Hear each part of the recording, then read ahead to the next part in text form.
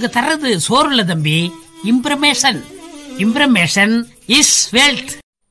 வணக்கம் அன்பு நண்பர்களே, நீங்கள் பார்த்துட்டு இருக்கிறது லியோ டெக் தமிழ். நான் உங்கள் முரளிதரன் லியோ.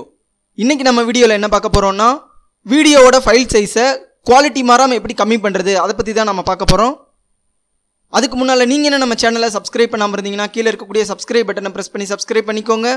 கூடவே இருக்கக்கூடிய பெல் சிம்பிளை ப்ரெஸ் பண்ணி விட்டுக்கோங்க. அப்போ தான் நான் அடுத்தடுத்து போடக்கூடிய வீடியோஸ் எல்லாம் உங்களுக்கு உடனே நோட்டிஃபிகேஷனில் வரும்.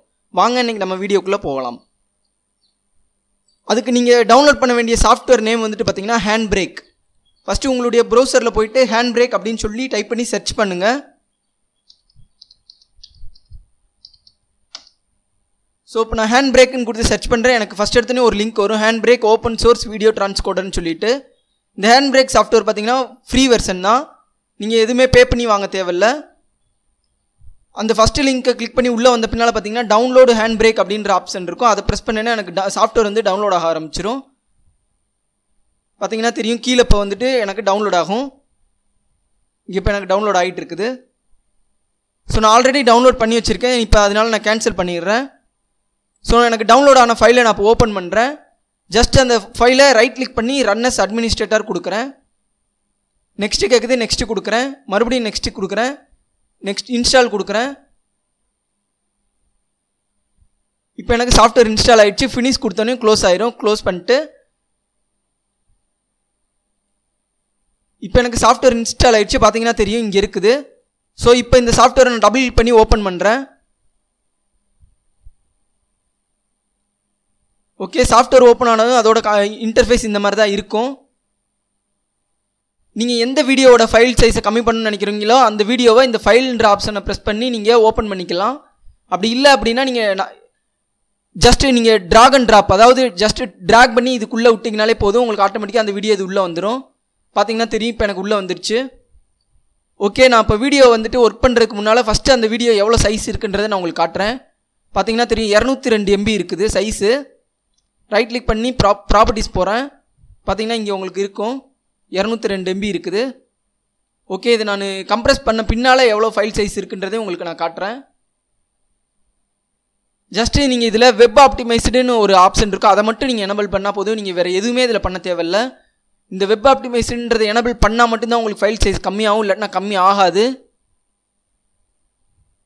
அடுத்ததாக பார்த்தீங்கன்னா சேவஸ் எந்த இடத்துல சேவ் பண்ணணும்னு கேட்கும். நீங்கள் இந்த ப்ரௌஸ் பண்ணிவிட்டு எந்த இடத்துல சேவ் பண்ணுமோ அந்த ஃபோல்டரை செலக்ட் பண்ணி ஃபைல் நேம் கொடுத்துருங்க. கொடுத்து சேவ்னு கொடுத்தா போதும். ஜஸ்ட் நான் சேவ் ஆகிற ஃபைலுக்கு 1ன்னு கொடுத்துருக்கேன்.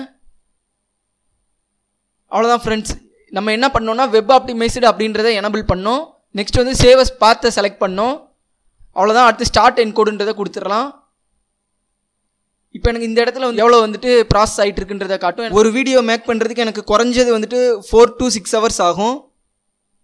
ஸோ வந்துட்டு இந்த அளவுக்கு நான் கஷ்டப்பட்டு தான் நான் உங்களுக்கு இந்த மாதிரி வீடியோஸ்லாம் போஸ்ட் பண்ணிகிட்டு இருக்கேன். ஸோ எனக்கு சப்போர்ட் பண்ணுங்கள், உங்கள் ஃப்ரெண்ட்ஸ் எல்லாருக்கும் ஷேர் பண்ணுங்கள். பார்த்தீங்கன்னா தெரியும், 38% வந்துட்டு இங்கே எனக்கு ப்ராசஸ் ஆகிருக்குது, இன்னும் ஆகிட்டே இருக்குது.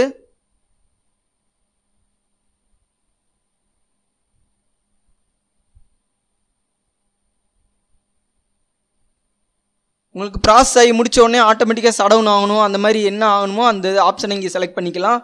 நான் டூ நத்திங் அப்படின்னு கொடுத்துருக்கேன். எனக்கு எதுவுமே ஆக தேவையில்லை, ஏன்னா இப்போ நான் சிஸ்டமில் தான் இருக்குது. நீங்கள் சப்போஸ் வீடியோ கம்ப்ரெஸ் பண்ணுறதுக்கு லேட் ஆகுது அப்படின்னு சொல்லிட்டு நீங்கள் வெளியே போகிற மாதிரி இருந்தீங்கன்னா இதில் ஆட்டோமேட்டிக்காக ஷட் டவுன் அப்படின்ற ஆப்ஷனை செலக்ட் பண்ணிட்டு போயிட்டிங்கன்னா உங்களுக்கு வீடியோ கம்ப்ரெஸ் ஆகி முடித்த உடனே ஆட்டோமேட்டிக்காக ஷட் டவுன் ஆயிரும் சிஸ்டம்.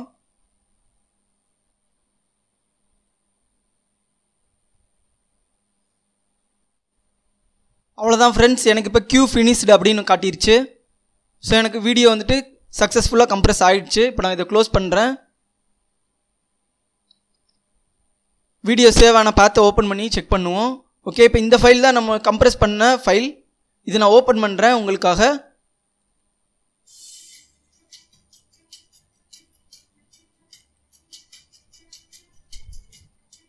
வீடியோ குவாலிட்டி பார்த்தீங்கனாலும் உங்களுக்கே தெரியும்.